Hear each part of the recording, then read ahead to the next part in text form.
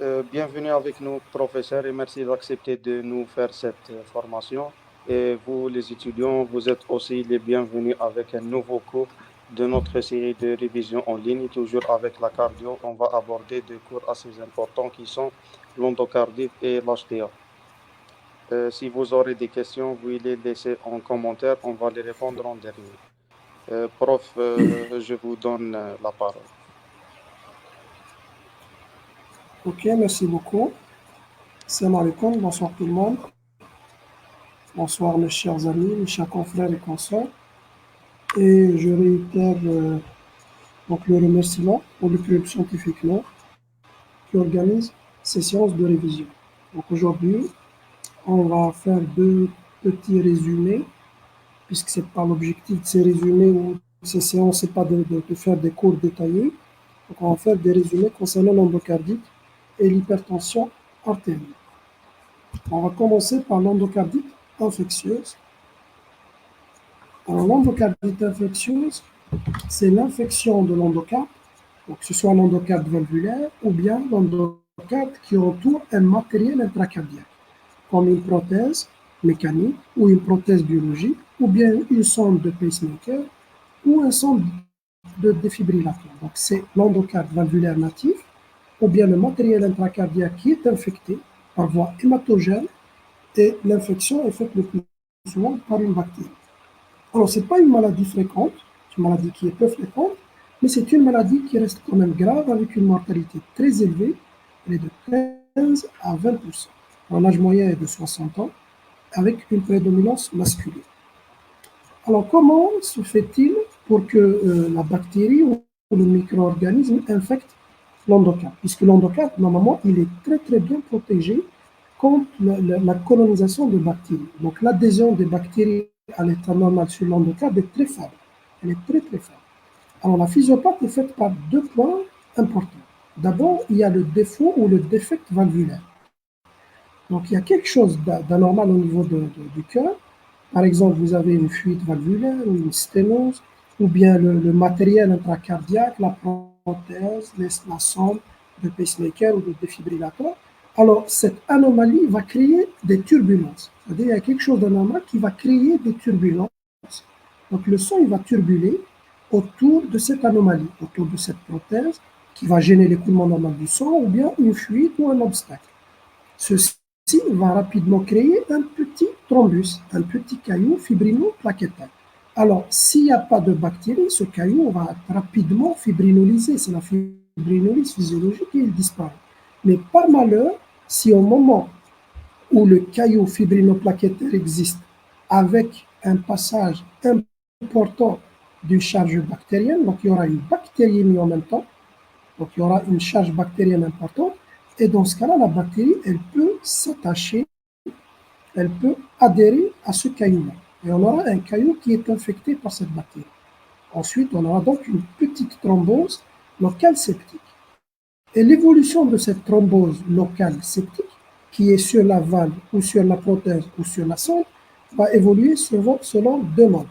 Soit il va y avoir une construction de lésion, ça veut dire qu'elle va augmenter de taille. Cette thrombose septique va augmenter de taille pour aboutir à une vraie masse, donc qui est collée sur la valve ou bien sur la prothèse, c'est la végétation. Donc la végétation, son départ, c'est un caillou qui est ensuite colonisé par la bactérie. Cette végétation est très riche en thrombus, elle est très riche en globules blancs, elle est très très riche également en bactéries.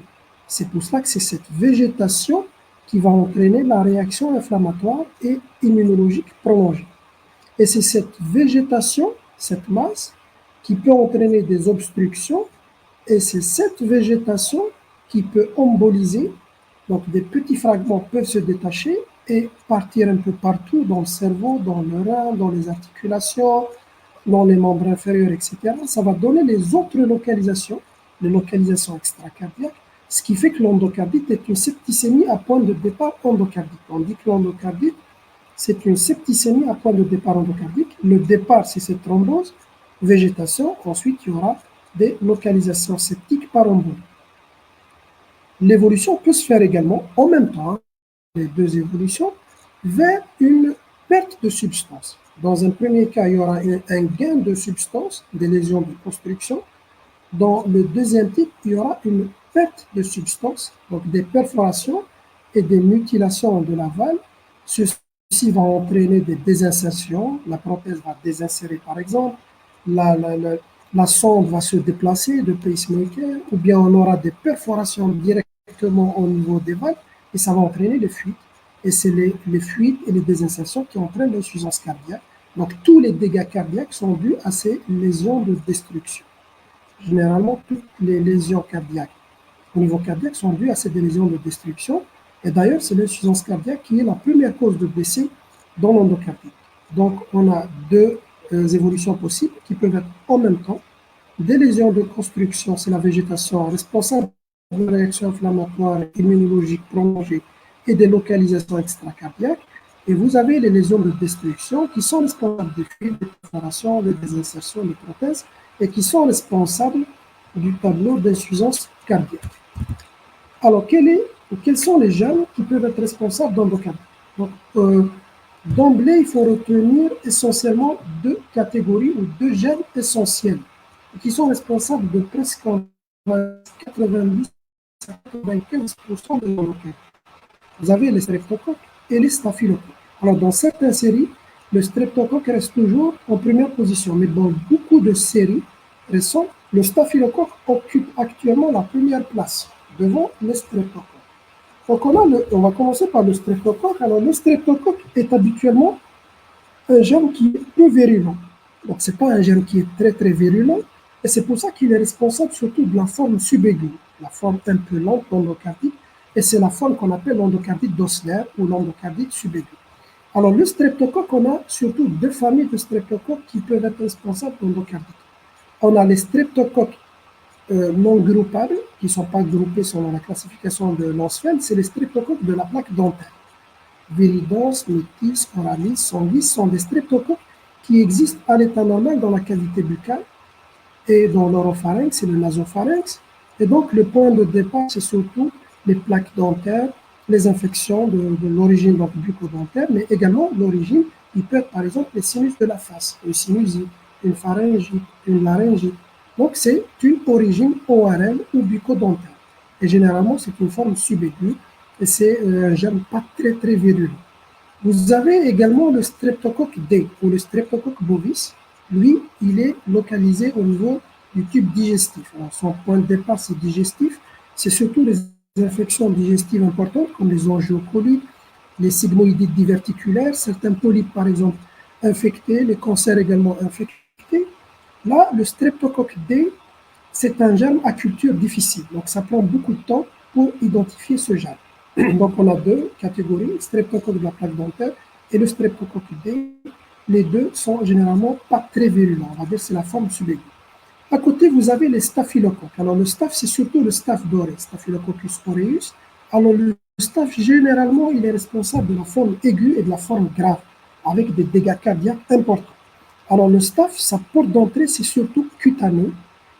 Donc, c'est les infections cutanées, notamment chez les immunodéprimés, les toxicomanes, et surtout, la voie iatrogène, comme les cathéters central, cathéters de dialyse, les sujets en réanimation avec des cathéters, les sondes de pacemaker, de défibrillateur, le matériel intracardiaque, les prothèses. Donc, c'est la voie iatrogène, et généralement, c'est la forme aiguë. C'est les deux qu'il faut retenir obligatoirement dans l'endocardite. Le reste, c'est vraiment rare. Vous avez d'abord l'entérocoque, troisième position. Là aussi, c'est un germe qui est à culture difficile. Également, sa porte d'entrée est digestive ou urinaire, infection urinaire ou infection digestive. Sa culture est également difficile. Vous avez les bacilles gram-négatifs, comme le groupe ASEC ou Pseudomonas. Ça, c'est des germes qui sont également plus virulents. Vous avez les germes intracellulaires. Là, il faut faire des sérologies ou bien des cultures cellulaires, comme Brucella, Bartonella, l'agent de la fièvre Q, etc. Et vous avez les champignons. Et enfin, on a les endocardites à culture négative, c'est-à-dire malgré qu'on fait des hémocultures, on n'identifie pas le germe. C'est dans pas mal de cas qu'on n'identifie pas le germe. Mais dans ce cas-là, il faut évoquer avant tout une infection qui a été décapitée par antibiotiques. Donc, la première chose, il faut s'assurer que le malade n'a pas été sous antibiotiques. Donc, toujours les hémocultures doivent être faites sous fenêtre antibiotique. Deuxième cas qu'il faut évoquer dans les endocardites à culture difficile, c'est les germes à culture difficile. Donc, il faut laisser du temps, parfois jusqu'à 4 semaines plus, pour identifier le germe. C'est surtout le streptocoque D, bovis et l'entérocoque qui sont à culture très difficile. Et parfois, la culture est impossible dans des milieux habituels, comme dans les germes intracellulaires ou les champignons. Il faut des milieux de culture spéciaux. Voilà les causes d'endocardite à culture négative. Mais qu'est-ce qu'il faut retenir? Il faut retenir surtout les streptocoques et les staphylocoques. Les autres, c'est vraiment des exceptions, c'est vraiment des cas rares.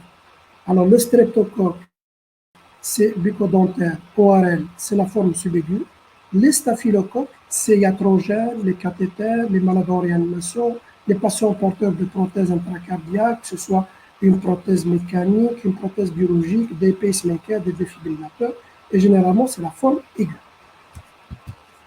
Alors, quelles sont les manifestations ou les tableaux cliniques possibles?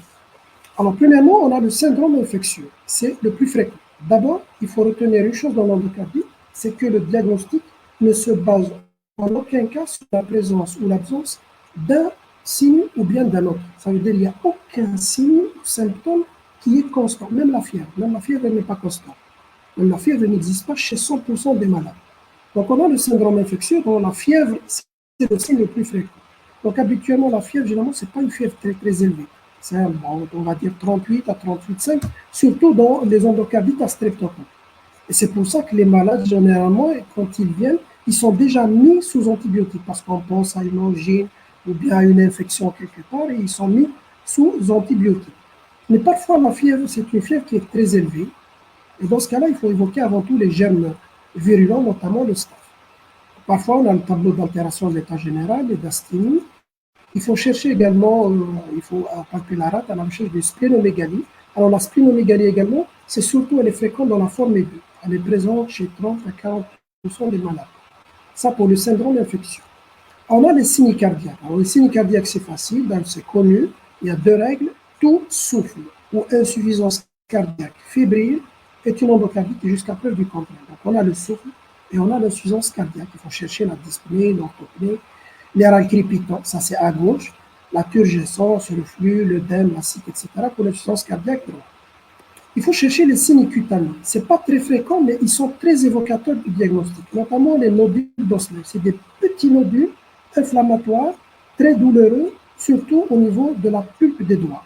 Au niveau de la pulpe des doigts, mais ils sont très éphémères, ils disparaissent rapidement. On a le purpura pétéchial, surtout au niveau des membres inférieurs, c'est des petits points au niveau des membres inférieurs. Et puis, on a l'érythème, donc un érythème surtout palmoplantaire au niveau de la paume des mains et de la paume des pieds, c'est la lésion de Janeway. Donc, on a l'érythème, Janeway, palmoplantaire. On a le purpura, surtout au niveau des membres inférieurs. Et on a les nodules d'Osler, ça, c'est les signes cutanés. Il faut chercher également des signes respiratoires, notamment la toux et la dyspnée. Bon, la toux et la dyspnée, c'est à évoquer avant tout l'insuffisance cardiaque.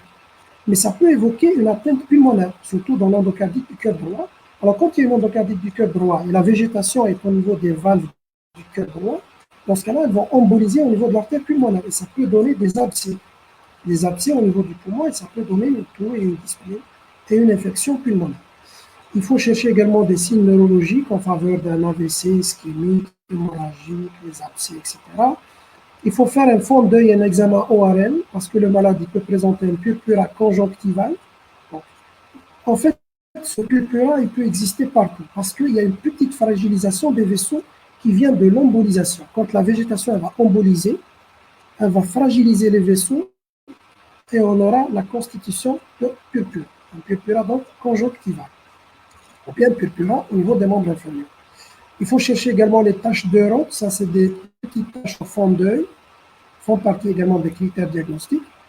Et on a les signes rhumatologiques qui sont également assez fréquents, des douleurs au niveau des articulations, au niveau des muscles, des lombalgies, des myalgies, des arthralgies. Et ça peut faire évoquer une infection, des artérites, des spondylodycites, etc. Ça, c'est les manifestations cliniques les plus importantes de l'endocardite infectieuse. Alors, qu'est-ce qu'il faut demander comme bilan? Qu'est-ce qu'il faut demander comme bilan? Il y a 2 examens essentiels à demander. C'est pour les critères majeurs. On a l'hémoculture Et l'écho transthoracique, avec l'écho transœsophagien, c'est pratiquement indispensable chez tous les malades. L'hémoculture plus écho transthoracique, transœsophagien. Alors, l'hémoculture, il faut faire au moins 3 séries d'hémoculture. Chaque série va comporter 2 flacons, un pour les germes aérobie et l'autre pour les germes anaérobie. Et ces hémocultures doivent être pratiquées à un minimum 30 minutes d'intervalle sur une nouvelle voie et non pas sur une voie préexistante. Et quand on isole le germe, ça fait partie des critères majeurs. On va voir la définition des critères majeurs. Et puis, il faut directement demander un bilan cardiaque par l'échographie transthoracique complétée par le TO. Parce que le TO est nettement plus important, plus sensible à détecter les lésions cardiaques par rapport à l'ETT. Parfois, on a l'ETT. Dans pas mal de cas, on a une écho transthoracique strictement normale, alors qu'à l'ETO, on va identifier des lésions cardiaques. Alors, à l'écho transthoracique et transœsophagien, qu'est-ce qu'il faut chercher? Il faut chercher d'abord les végétations. La palette des végétations, c'est la lésion typique. Et elle fait partie des critères majeurs. Alors, toutes ces lésions cardiaques font partie des critères majeurs. On peut voir un abcès. C'est très grave. L'abcès est très, très grave. C'est l'une des indications chirurgicales. On peut voir une fistule. Également, c'est très grave. On peut voir une fuite valvulaire, une désinsertion d'une prothèse. Tout ça, toute lésion cardiaque identifiée à l'écho fait partie également des critères majeurs. Alors, tout le reste vont faire partie des critères mineurs. Alors, le téléthorax et le CG, bien sûr, on va les demander de façon quotidienne. Le téléthorax, on va chercher des images d'insuffisance cardiaque ou les images d'abcès pulmonaire. Alors, le CG, surtout, il faut chercher l'apparition des BAV ou des blocs de branche. Alors, quand il y a un BAV ou un bloc de branche qui apparaît de façon brutale dans l'endocardie, on craint une complication très grave qui est l'abcès septal. Donc, l'abcès au niveau du septum, comme c'est au niveau du septum qu'il y a les voies de conduction, ça peut entraîner donc un BAV ou un bloc de branche. Et l'abcès au niveau du septum, il a une mortalité très élevée. C'est une indication chirurgicale en extrême urgence. Quand il y a l'apparition d'un BAV ou d'un bloc de branche. Il faut bien sûr demander un bilan habituel parce qu'on est devant une infection. Donc, on va demander une formule, un bilan inflammatoire. La formule, on cherche hyperleucocytose qui n'est pas constante. Parfois, on a une leuconeutropénie. Il faut chercher également une thrombopénie, surtout dans les formes graves. On a le bilan inflammatoire classique complet qu'on demande VS, CRP, fibrinogène, électrophorèse des protéines sériques. Il faut demander un bilan rénal ionogramme parce qu'on a la possibilité d'avoir une atteinte rénale, directement une atteinte rénale. Il faut chercher une chimie, il faut demander une chimie des urines où on cherche une protéinurie, une hématurie et le bilan biologique rénal, urée, créate.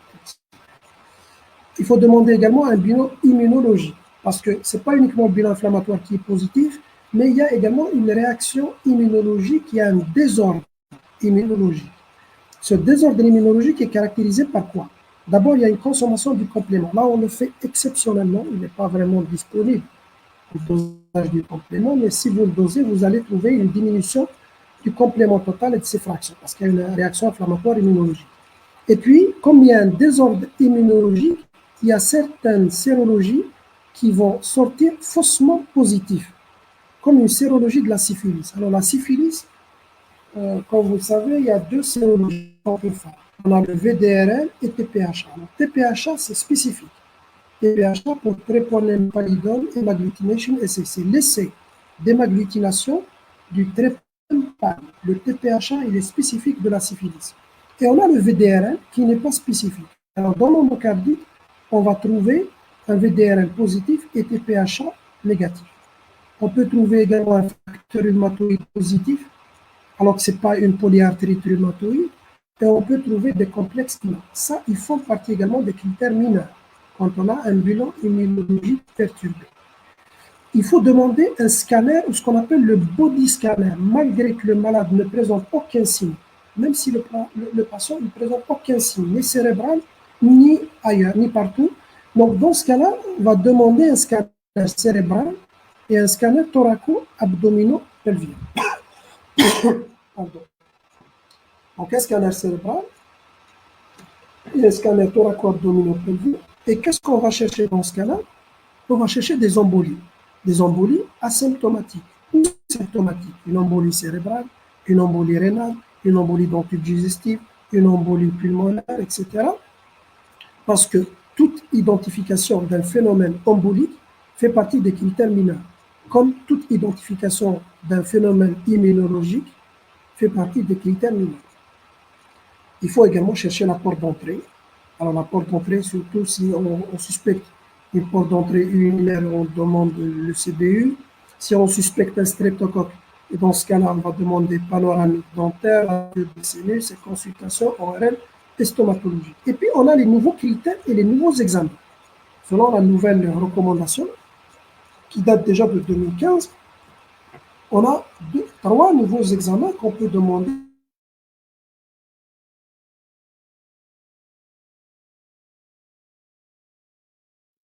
Alors, le PET scan, vous connaissez le PET scan, c'est un scanner biologique.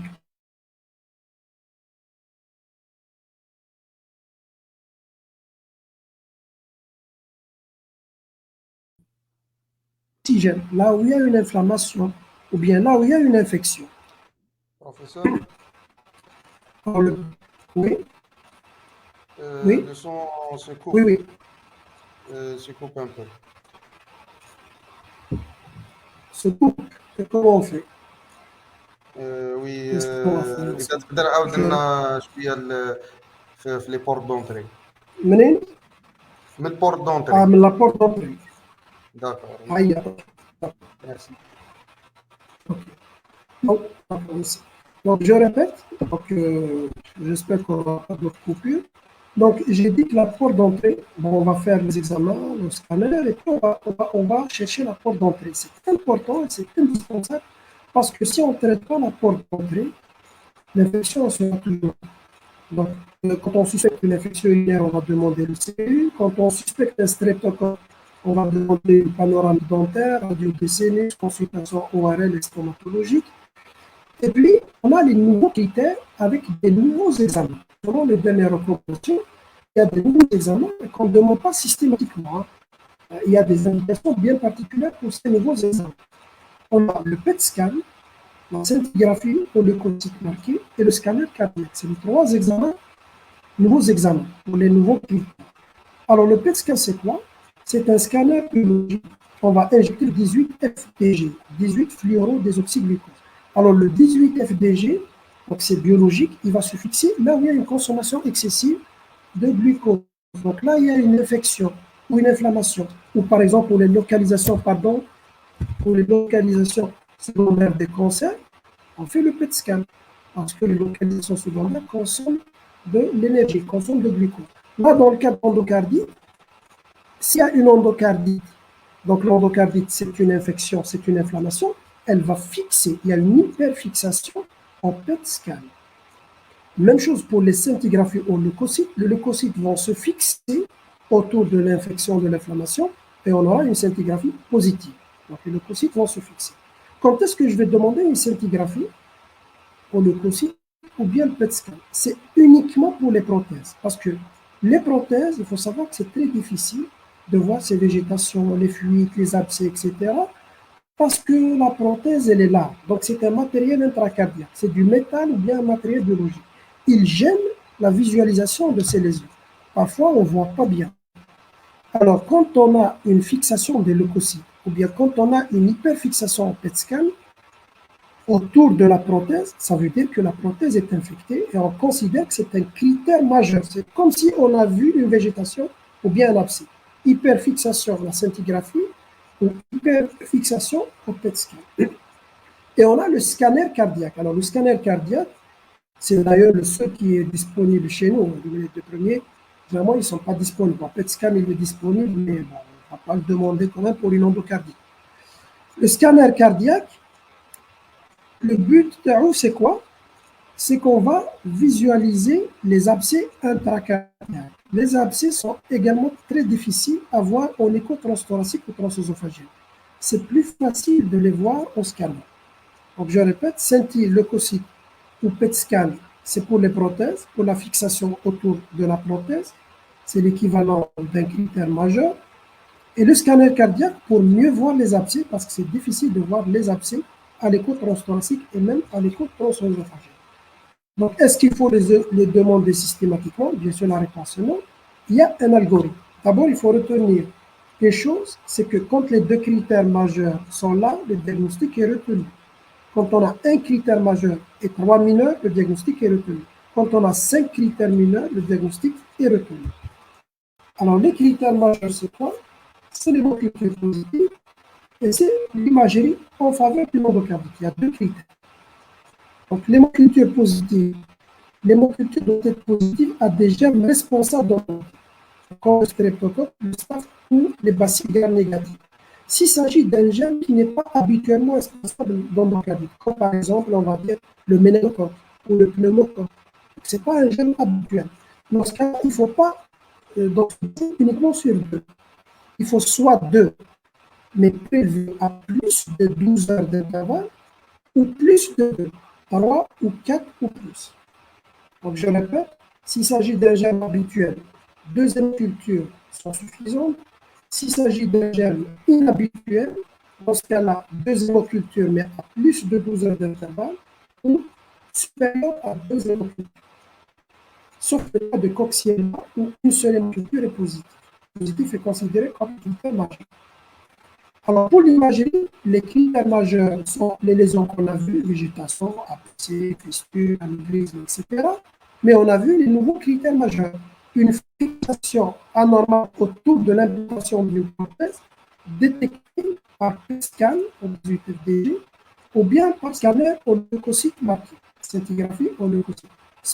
Scanner, c'est la scintigraphie. PET-scan, c'est la scintigraphie. Donc, fixation anormale, scintigraphie au leucocyte ou PET-scan dans le cas de TEPS. Et l'autre critère majeur, nouveau critère, quand on met en évidence une lésion paravalvulaire, surtout un abcès, au scanner cardiaque. Donc, les lésions paravalvulaires, les abcès, les fistules, etc., sont plus difficiles à voir en écho et c'est plus facile de les voir au scanner. Alors, les critères mineurs simples retenus, on a la prédisposition, et que ce soit la cause, valvulopathie, matériel cardiaque, toxicomanie, etc., la fièvre, tout phénomène vasculaire, toute embolie, partout, y compris les embolies qui sont détectées par l'imagerie asymptomatique, comme les lésions cutanées, par exemple, les embolies au niveau de l'œil, les hémorragies conjonctivales. On a les phénomènes immunologiques, tous les phénomènes immunologiques, phénomènes vasculaires, phénomènes immunologiques, et quand l'hémoculture est positive, mais elle ne répond pas aux critères majeurs, comme par exemple, une seule hémoculture est positive. Donc, on a les 5 critères mineurs. Je répète, quand les 5 sont présents, diagnostic est retenu. Si vous avez pas plus un majeur, diagnostic est retenu.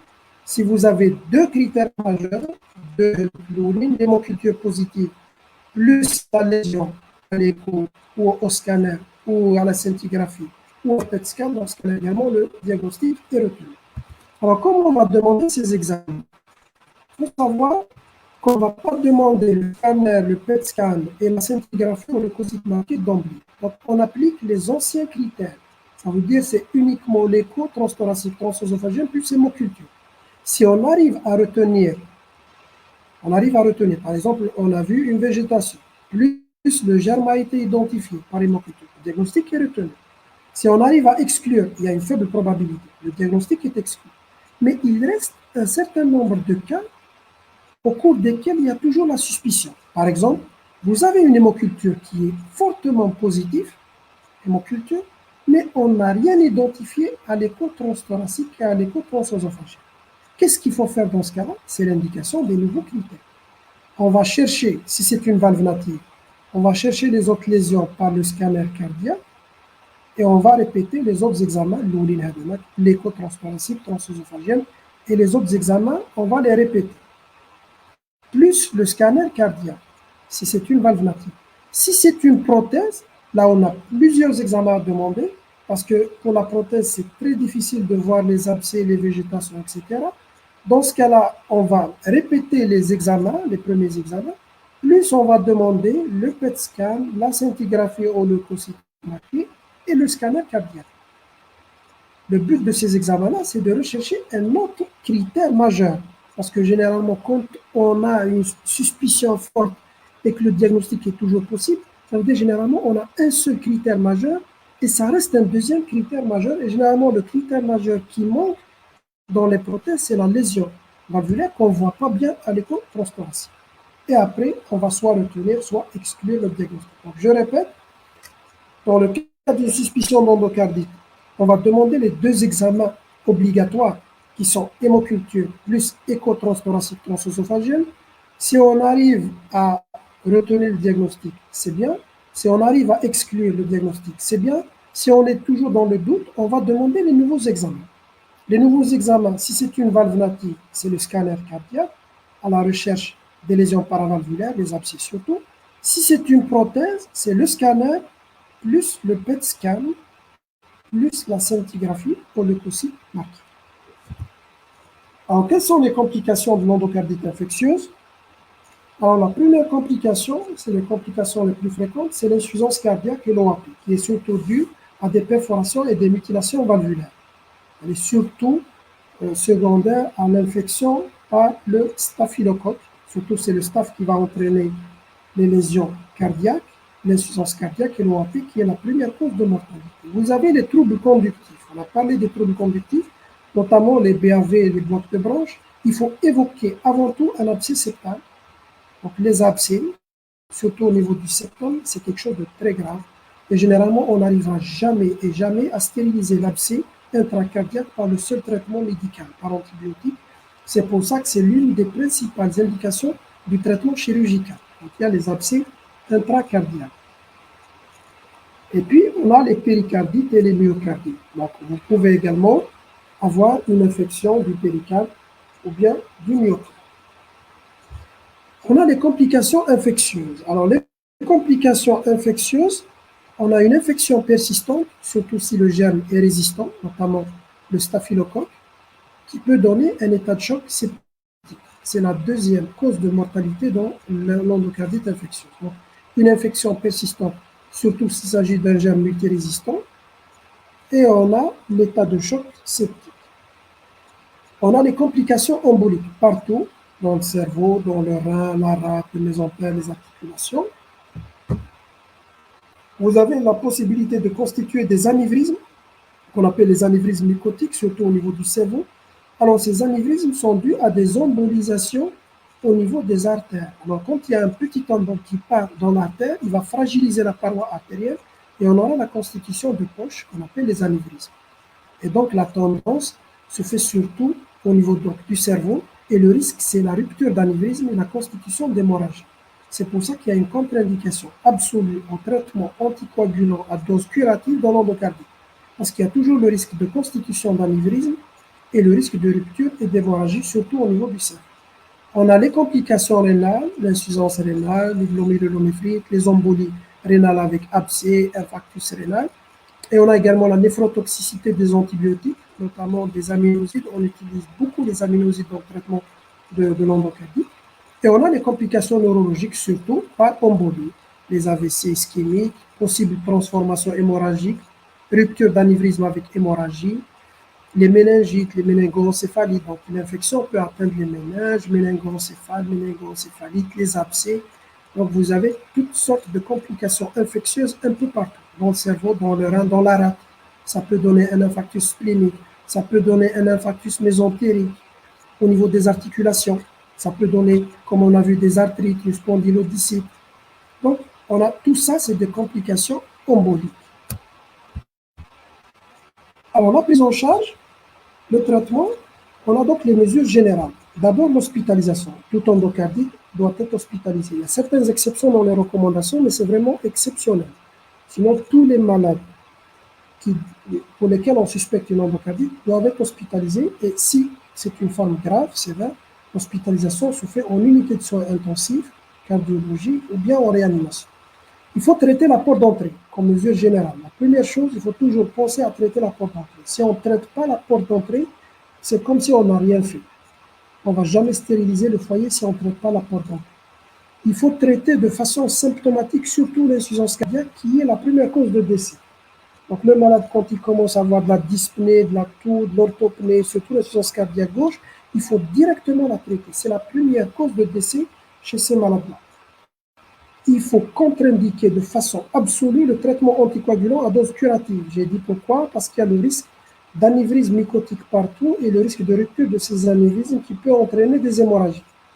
Sauf si c'est obligatoire, comme le cas d'une prothèse. Si le patient est porteur d'une prothèse, on ne peut pas arrêter le traitement anticoagulant.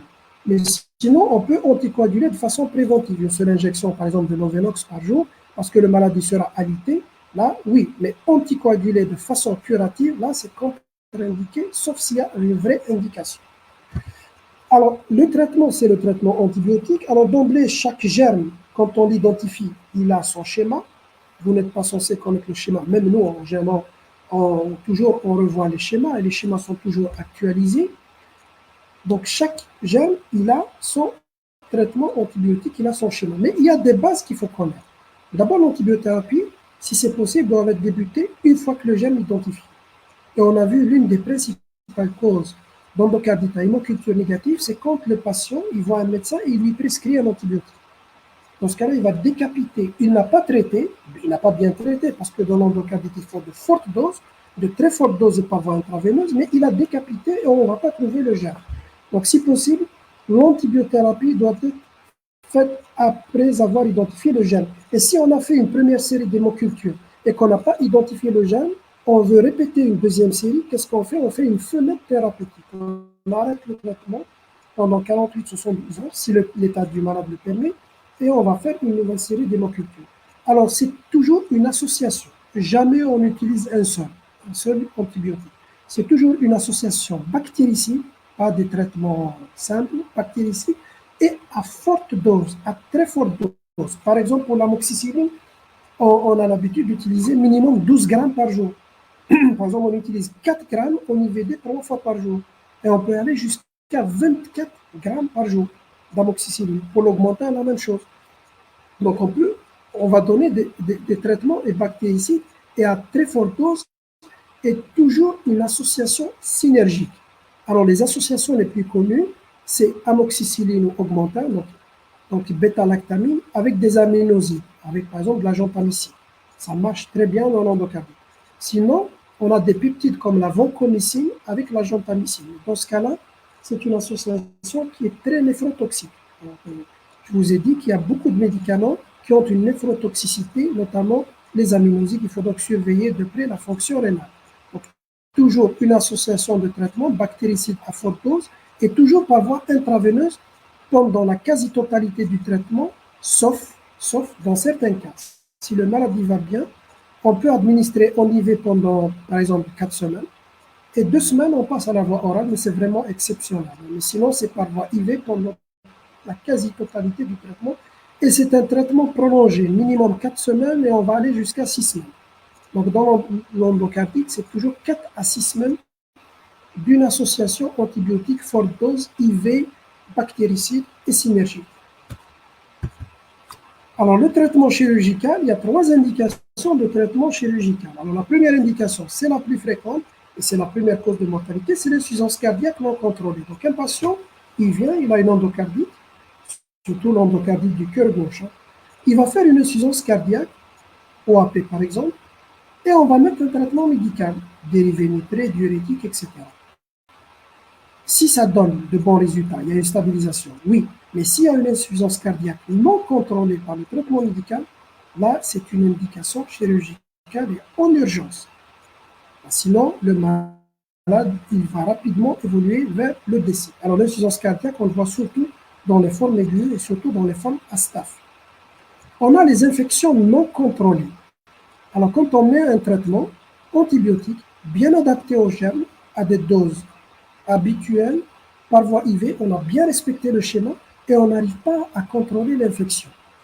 Donc, toujours, le bilan inflammatoire est positif, le malade il a toujours des signes, l'hémoculture est toujours positive. Dans ce cas-là, on va penser à quoi? Aux complications cardiaques, comme les abcès, les anévrismes et les faux anévrismes. Je vous ai dit, c'est très très difficile de les stériliser quand il y a une localisation cardiaque comme ça. À part les végétations, toutes les autres localisations, c'est pratiquement impossible de les stériliser par voie médicale seule. Ou bien quand l'infection non contrôlée est causée par un micro-organisme multirésistant, comme un staph multirésistant, un BGM, Pseudomonas par exemple, ou bien un champignon. Donc, quand il y a une infection non contrôlée, habituellement après 1 semaine, 10 jours, on n'arrive pas à contrôler l'infection malgré un traitement antibiotique bien adapté, dans ce cas-là, c'est la deuxième indication chirurgicale. La troisième indication chirurgicale, c'est quand il y a des végétations de grande taille. Parce que la végétation, je vous ai dit, on peut la stériliser par voie médicale, mais à condition qu'elle soit de petite taille. Si elle est de grande taille, si elle dépasse 10 à 15, ça dépend, donc, au-delà de 10 mm, si elle a déjà embolisé. Si elle n'a pas embolisé, c'est au-delà de 15 mm. Donc, au-delà de 10 à 15, on parle d'une végétation de grande taille. Et dans ce cas-là, dans le cadre de la prévention des embolies, c'est une indication chirurgicale. Donc, végétation de grande taille, infection non contrôlée, insuffisance cardiaque non contrôlée sont les trois indications du traitement chirurgical de l'endocardite infectieuse. Alors, la prévention dans les cardiopathies à risque. Alors, comment on va faire de la prévention si on a une cardiopathie? Il faut savoir qu'il y a deux groupes. On a le groupe A des cardiopathies à haut risque et on a le groupe B des cardiopathies à risque moins élevé. Alors, les cardiopathies à haut risque sont les patients porteurs de prothèses, les patients qui ont déjà fait une endocardite infectieuse et les patients qui ont des cardiopathies congénitales cyanogènes non opérées. Le reste, les valvulaires, etc., la CMH, sont des cardiopathies à risque moins élevé. Ça, c'est les cardiopathies à risque élevé. Et ça, c'est la cardiopathie à risque moins élevé. Donc, retenez le groupe A. Antécédent d'endocardite, prothèse et cardiopathie congénitale cyanogène. On ne fait de la prévention que dans le groupe A et uniquement s'il y a un geste bucco-dentaire sanglant. Ça veut dire si vous avez quelqu'un qui est porteur d'une prothèse ou qui a déjà fait une endocardite ou qui a une cardiopathie congénitale cyanogène, il va faire des soins dentaires, détartrage, extraction dentaire, etc. On va donner 2 grammes d'amoxicilline 1 heure avant le geste. Mais si il s'agit d'un valvulaire ou une bicuspidie ou une autre cardiopathie congénitale, autre chose à part ces points-là, on ne va pas donner de la prévention. Ça, c'est donc dans la théorie et dans les recommandations. Vous voyez que sur le plan pratique, nous, on continue à donner de la prévention. Quand on a un valvulaire, insuffisance aortique, mitrale, rétrécissement aortique, par exemple, il va faire une extraction dentaire ou bien un détartrage, on lui donne de la prévention. Ça, c'est, on continue à travailler avec les anciennes recommandations, puisqu'on ne sait pas est-ce que le milieu est vraiment sceptique, le risque, etc. Mais sachez que pour la réponse qu'on appelle scientifique, la réponse dans les QCM, dans les cas cliniques, la réponse scientifique, etc., c'est uniquement réservé au groupe A, les cardiopathies à haut risque, les prothèses, les antécédents d'endocardite et les cardiopathies congénitales, cyanogènes, et c'est uniquement quand il y a un geste bucco-dentaire sanglant, comme un détartrage ou bien une extraction dentaire. Voilà pour l'endocardite. On va commencer le cours de l'HTA, enfin le résumé sur le cours de l'HTA. Alors l'hypertension, comment on la définit? Alors l'hypertension, donc la pression c'est un chiffre. Et on sait depuis l'étude de Framingham, vous savez que depuis l'étude de Framingham, plus le chiffre est élevé, plus le risque cardiovasculaire augmente. Ça, c'est depuis l'étude de Framingham.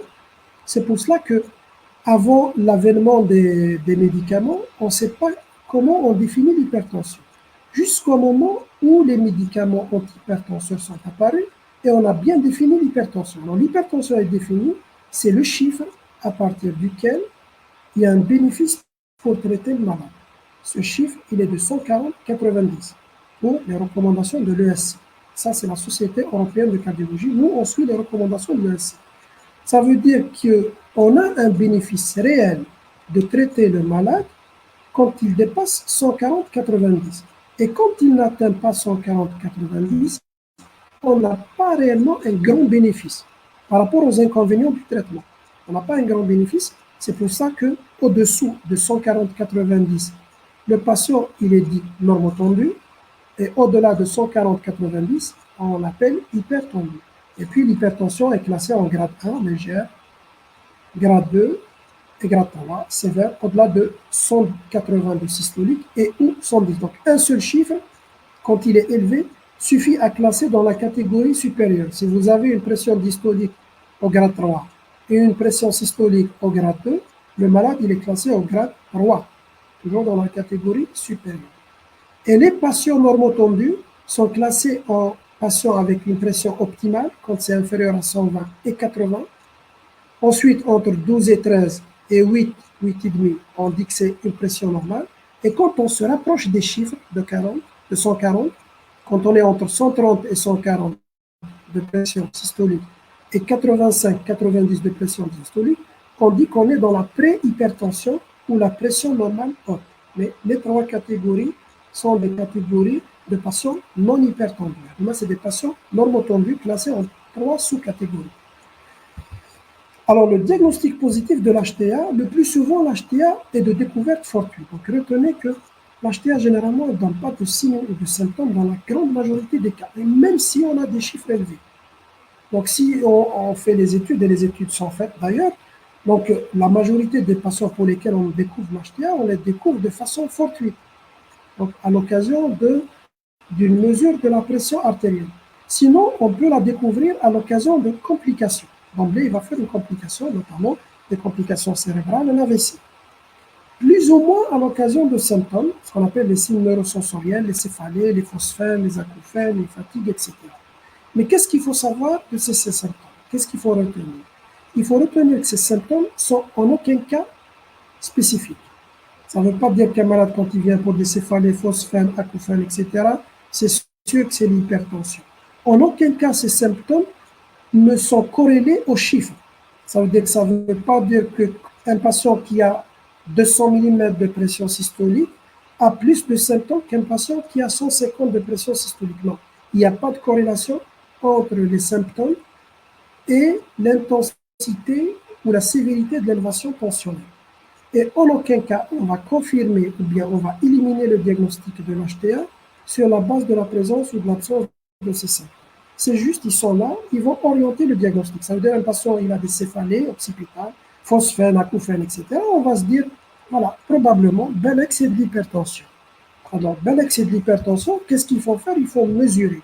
C'est le seul moyen pour confirmer le diagnostic de l'HTA, c'est la mesure de la pression artérielle indépendamment des symptômes. Il y a ou il n'y a pas de symptômes. D'ailleurs, vous allez voir dans les recommandations, dans la prise en charge, etc., en aucun cas, on introduit les symptômes dans la prise en charge, dans l'indication ou dans la non-indication du traitement. En aucun cas, les symptômes n'interviennent. Donc, on se base sur des chiffres. Alors, la pression artérielle peut être mesurée soit au cabinet médical, soit en dehors du cabinet médical. Par le patient lui-même, c'est l'automesure tensionnelle. C'est ce qu'on appelle la règle des 3. Il fait 3 mesures le matin, 3 mesures le soir pendant 3 jours. Soit c'est une MAPA, en 24 heures, on va lui placer l'appareil, il va mesurer sa pression artérielle pendant 24 heures. Donc, généralement, chaque demi-heure la journée et chaque une heure le soir. Et on aura la moyenne du jour, la moyenne de la nuit et la moyenne des 24 heures. Alors, quels sont les inconvénients de la mesure au cabinet médical? D'abord, l'avantage au cabinet médical, c'est facile de mesurer la pression au cabinet médical. Alors, le risque, c'est quoi? C'est on peut surestimer. C'est ce qu'on appelle l'HTA blouse blanche. C'est assez fréquent. On a des chiffres plus élevés devant le médecin, devant un professionnel de santé, qu'en dehors du milieu médical. C'est ce qu'on appelle l'HTA blouse blanche. On peut également sous-estimer l'hypertension. C'est ce qu'on appelle l'HTA masqué. Quand on a des chiffres au cabinet médical, alors qu'ils sont plus élevés en dehors du cabinet médical.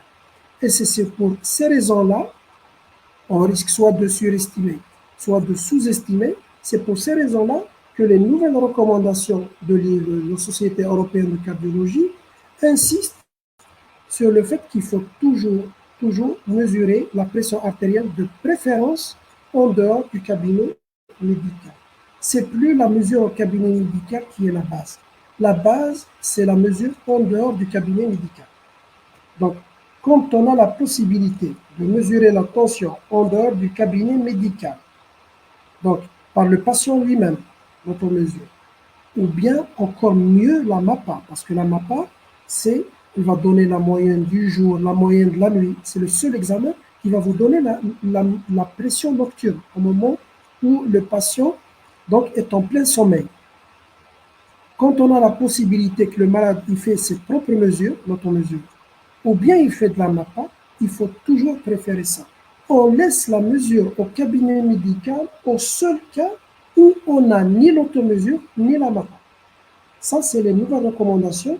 Il faut insister sur ça et sur cette pratique-là. Il faut connaître également les chiffres à partir desquels on parle d'hypertension. Alors, on a 140-90, 14,9, le fameux 14,9, mais le 14,9, c'est au cabinet médical. Il faut savoir qu'en dehors du cabinet médical, quand on mesure c'est des chiffres moins élevés, parce que les chiffres, je vous ai dit que vu l'effet de 12 blanche, le chiffre est toujours un peu plus élevé au cabinet qu'en dehors du cabinet médical. Donc, au cabinet médical, c'est 140-90. C'est 14,9. En dehors du cabinet médical, à la maison, à l'automesure, c'est 135-85. 13,5, 8,5. Il faut diminuer de 5 mm. 13,5, 8,5.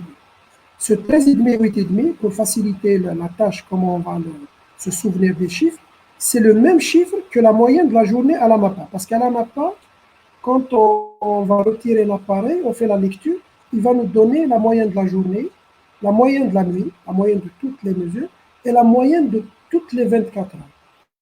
Alors, la moyenne de la journée, c'est comme à l'automesure. Parce qu'à l'automesure, il va mesurer sa pression la journée.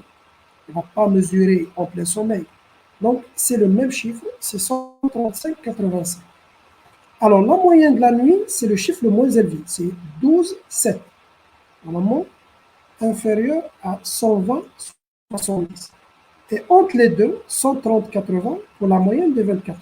Donc, si vous avez quelqu'un qui fait ses propres mesures tensionnelles et qui va trouver des chiffres au-delà de 135 pression systolique ou au-delà de 85 de pression diastolique, c'est une hypertension. Même chose quand on fait la MAPA, il faut retenir les limites pour définir l'hypertension à la MAPA. Alors la MAPA reste l'examen de référence numéro 1 parce qu'à la fois il va vous donner la moyenne de la journée, la moyenne de la nuit, c'est l'examen qui peut vous donner la moyenne de la nuit. Et il va vous donner la moyenne de 24 heures. En plus de ça, on peut répondre à la question hypertendue ou non en 24 heures. Alors que pour l'automesure, il faut attendre 3 jours, c'est la règle des 3. Et au cabinet médical, il faut 3 consultations différentes pour prouver que les chiffres sont élevés. Vous voyez que c'est la MAPA et l'examen de référence. Et retenez une chose, la mesure au cabinet médical doit être l'exception. On se base sur des mesures en dehors du cabinet médical. Alors, comment on fait? Si on est optimal, si on est dans la pression optimale, on peut surveiller le malade toutes les 5 ans. Donc, si vous êtes vraiment dans la pression optimale, on peut se donner 5 ans pour mesurer par la suite la pression. Si on est dans la pression normale, c'est 3 ans. Si on est dans la pré-hypertension, d'abord, il faut évoquer l'HTA masquée. Parce que réellement, elle n'est pas très élevée au cabinet médical, alors qu'en dehors du cabinet médical, elle est plus élevée. Dans ce cas-là, il faut demander l'automesure et la MAPA. Et si on élimine l'hypertension dans ce cas-là, la mesure se fait chaque année. Tous les ans, il faut répéter la mesure. Et si on a des chiffres au-delà de 140-90, on a le choix. Alors, j'ai mesuré, par exemple, il y a un patient qui vient au cabinet médical, vous êtes de garde aux urgences, etc. Un patient, il vient, il a des chiffres au-delà de 140-90. Vous avez le choix. Soit on va répéter les mesures au cabinet médical, au moins sur 3 consultations, ou bien le mieux, c'est des mesures en dehors du cabinet médical. Ça veut dire à la MAPA et l'automesure. La mesure au cabinet médical doit être l'exception. Ça veut dire que si j'ai des chiffres élevés, je vais demander au patient qui va me faire une automesure, ou bien je vais demander une MAPA pour confirmer le diagnostic. Si on n'a pas les deux possibilités, on va répéter les mesures sur 3 consultations. Alors, quand est-ce qu'on retient directement le diagnostic de l'HTA? C'est dans 2 cas. On n'a pas besoin ni de répéter les mesures, ni de faire la MAPA, ni l'automesure. Dans 2 cas, le premier cas, c'est quand on a une HTA d'emblée grave, au-delà de 180-110. Quand on a un patient qui vient d'emblée pour des chiffres très élevés, HTA grade 3. Il vient par exemple pour 20-11 de pression artérielle. Dans ce cas-là, vous n'allez pas quand même lui dire répète les mesures, etc. Quand on a une HTA grave, d'emblée stade 3, le diagnostic est retenu d'emblée. Deuxième cas, c'est quand on a une urgence hypertensive. Vous avez un patient, il fait une élévation tensionnelle, en même temps, il fait une dissection, il fait par exemple un infarctus du myocarde, une urgence hypertensive. Notre diagnostic dans ce cas-là est d'emblée retenu. On ne va pas répéter les mesures et on ne va pas demander une MAPA ou une automesure. À part ces 2 cas, on va appliquer les 2 moyens ADMA et on va toujours favoriser la mesure en dehors du cabinet médical. Alors, quelles sont les complications de l'hypertension? La première complication la plus fréquente, c'est les complications neurologiques et sensorielles, les AVC, ischémiques, AVC neurologiques. C'est l'une des principales causes, si ce n'est pas la principale cause des AVC ischémiques et des AVC hémorragiques. Alors, l'AVC hémorragique, c'est pratiquement l'une des principales ou de la cause presque exclusive de l'AVC hémorragique. Il peut être responsable de l'accueil cérébral, on découvre fortuitement au scanner ou en IRM. Il peut être responsable d'encéphalopathie et l'HTA peut être responsable d'une rétinopathie. D'ailleurs, l'HTA est la deuxième cause de cécité après le diabète. Donc, la rétinopathie hypertensive, c'est la deuxième cause de cécité après la rétinopathie diabétique chez les adultes. On a les complications cardiaques. Donc, l'HTA, c'est un facteur de risque. Ça peut entraîner un IM, un sténois, un angor, une insuffisance cardiaque. Ça peut entraîner une ACFA. Vous avez vu dans le cours de l'ACFA, l'HTA, par le biais d'augmentation des pressions de remplissage, peut dilater l'oreille gauche. Donc, elle peut prédisposer à l'ACFA. Et c'est la principale cause de la dissection de la. Ça, c'est les complications cardiaques. Alors, les complications rénales, l'insuffisance rénale, l'HTA est la principale cause d'insuffisance rénale et de dialyse dans le monde. Et on a les urgences hypertensives. Donc, les urgences hypertensives, à la différence d'une poussée hypertensive. Alors, comment on va dire qu'il a fait une urgence? C'est quand il a une élévation majeure, supérieure à 180, 110, plus atteinte d'un orgasme. Vous avez un patient qui vient pour des chiffres élevés, supérieurs à 10 11, plus il fait une dissection, une insuffisance cardiaque, par exemple, un AVC ischémique ou un AVC hémorragique, etc. Dans ce cas, on va dire qu'il a une urgence hypertensive. Mais si une maladie vient avec une simple élévation tensionnelle, sans urgence, ça dépasse 180, 110, mais il n'y a aucune atteinte d'orgasme, dans ce cas, on va appeler ça une poussée hypertensive. Alors, les catégories de risques, vous savez que l'hypertension augmente le risque cardiovasculaire et on a les catégories du risque cardiovasculaire qu'il faut apprendre et ça peut tomber dans des QCM ou dans des cas cliniques. Et c'est même très important pour la pratique quotidienne. Vous avez le très haut risque. Alors, le très haut risque, c'est quoi? C'est surtout les patients qui ont des maladies cardiovasculaires. Vous avez un patient hypertendu, il a déjà une maladie cardiovasculaire, soit clinique, soit à l'imagerie. C'est-à-dire un patient hypertendu, quel que soit son grade, il a fait déjà un IDR, le syndrome coronarien, l'AVC, l'eurovascularisation, etc. Ou bien il a une plaque ou une sténose de plus de 50%. Ça, c'est le très haut risque. Le très haut risque, c'est également les hypertendus diabétiques avec atteinte d'organes cibles. Avec atteinte d'organes cibles, hypertendus diabétiques avec atteinte d'organes cibles, comme une protéinurie, c'est d'emblée le très haut risque. Les patients hypertendus avec insuffisance rénale sévère, clearance inférieure à 1, et les patients hypertendus, quand on calcule le risque score sur la table score, supérieur à 10%. C'est le très haut risque. Retenez surtout le très haut risque, c'est les patients qui ont déjà une maladie cardiovasculaire, soit clinique, ils ont déjà fait un IDL, un syndrome coronarien, AVC, etc., ou bien ils ont une plaque ou une sténose dans les coronaires, ou bien dans les TSA, le tronc supra-aortique, ou bien dans les membres inférieurs. Ça, c'est le très haut risque. Et les patients hypertendus diabétiques avec atteinte d'organes. Alors, les patients à haut risque sont quoi? C'est les patients qui ont une HTA grade 3. Donc, d'emblée, une HTA sévère, c'est le haut risque. Ou bien une HTA avec un autre facteur de risque, comme une dyslipidémie, cholestérolémie, etc. Le haut risque, c'est également tous les autres diabétiques hypertendus. Donc, vous voyez que pratiquement le diabétique, il est soit à haut, soit à très haut risque. On a les patients qui ont une CMH, donc une hypertrophie au niveau du VG. C'est la masse VG au-delà de 115 grammes par mètre carré chez les hommes 95. Alors, cette masse VG, on la calcule à l'écho. Les patients qui ont une insuffisance rénale modérée, avec une clairance entre 30 et 60, et quand le risque score est entre 5 et 10. Alors, le risque modéré et le risque faible, c'est très simple. Alors, le risque faible, c'est quoi? C'est quand on a une HTA grade 1, isolée, sans diabète, sans insuffisance rénale, sans hypertrophie et sans maladie cardiovasculaire. C'est généralement l'HTA grade 1 des sujets jeunes. Ça, c'est le risque faible. Le risque de mortalité, c'est moins d'1%. Le risque score, c'est moins d'1%. Le risque modéré, c'est quoi? C'est l'HTA grade 2 isolé. Non, faible, c'est grade 1. Modéré, c'est grade 2 isolé, sans diabète, sans hypertrophie ventriculaire, sans insuffisance rénale et sans maladie cardiovasculaire, ni à l'imagerie, ni à la clinique. C'est le grade 2. Sinon, ils sont soit à haut risque, soit à très haut risque, s'il y a un appel, ou bien une insuffisance rénale, ou bien une maladie cardiovasculaire. Alors, il faut préciser l'étiologie de l'HTA. Et pourquoi il faut préciser l'étiologie de l'HTA? Parce qu'il faut chercher l'HTA secondaire. C'est vrai qu'il y a deux pathologies, ou bien il y a deux entités dans l'hypertension. Il y a l'HTA essentiel et il y a l'HTA secondaire.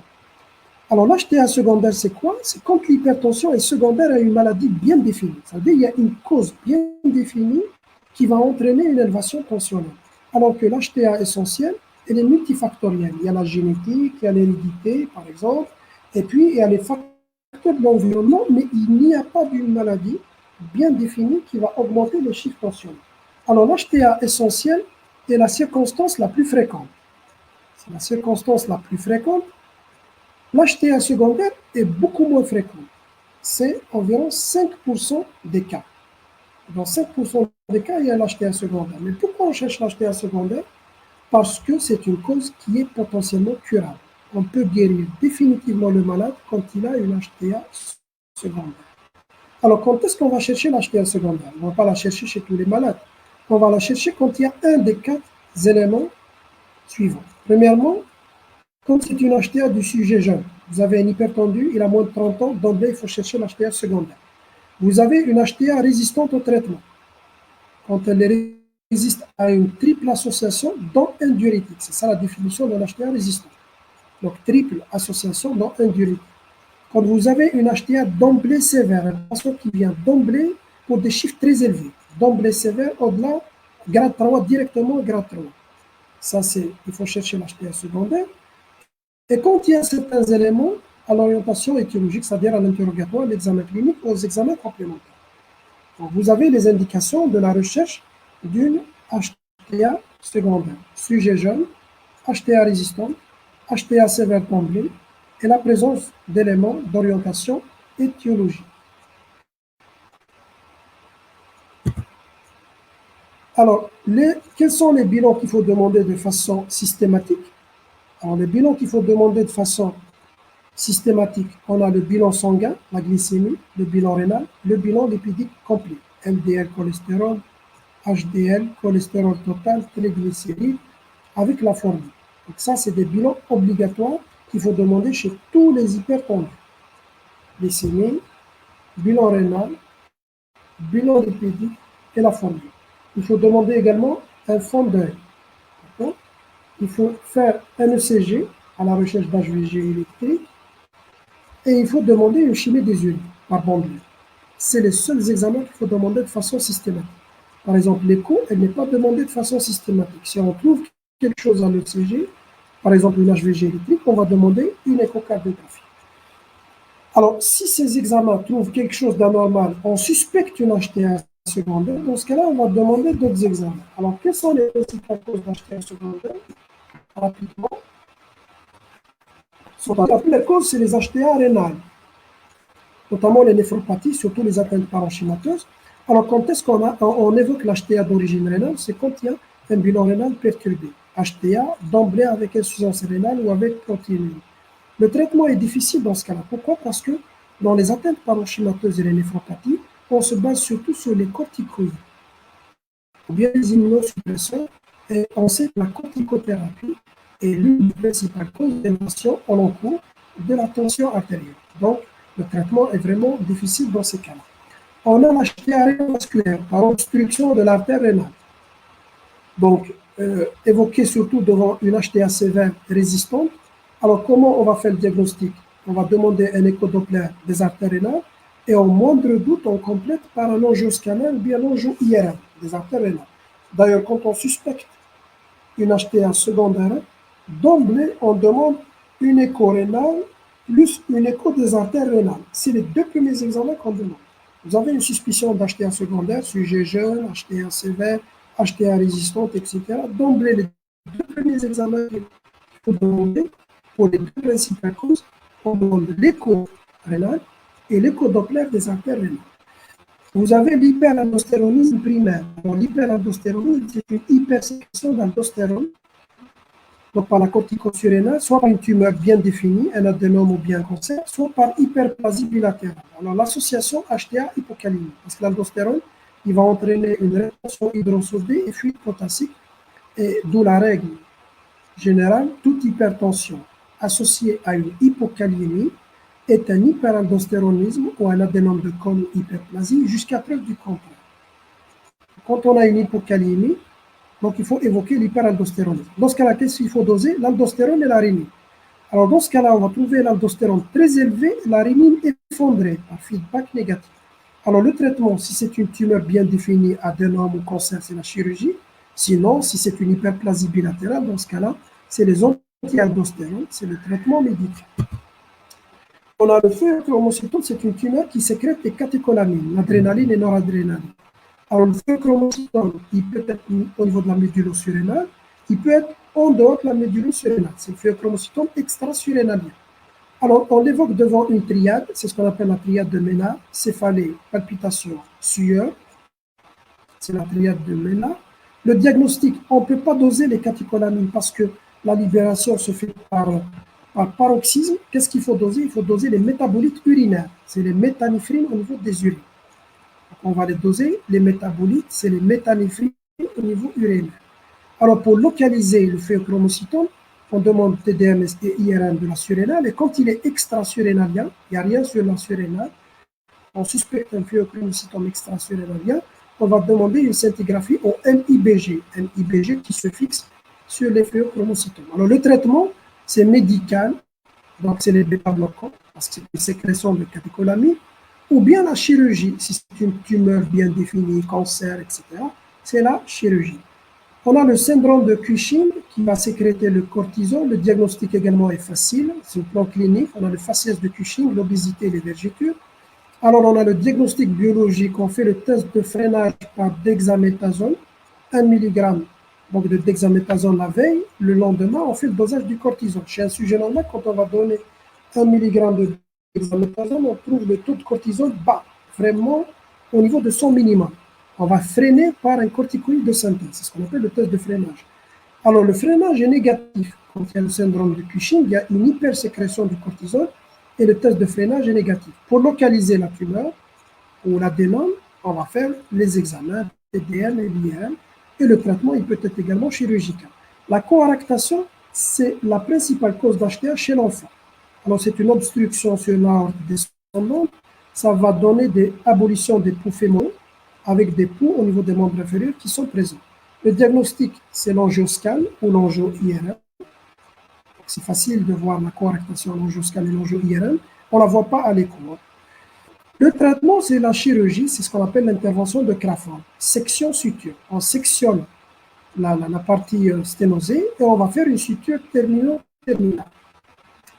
Et puis, ce qui est à la mode, c'est le syndrome d'apnée de sommeil, surtout chez des sujets obèses avec un cou court. Donc, ils vont faire un ronflement, ils vont faire des apnées au cours du sommeil. Et au moment de l'apnée, il y a un blocage donc de la voie aérienne.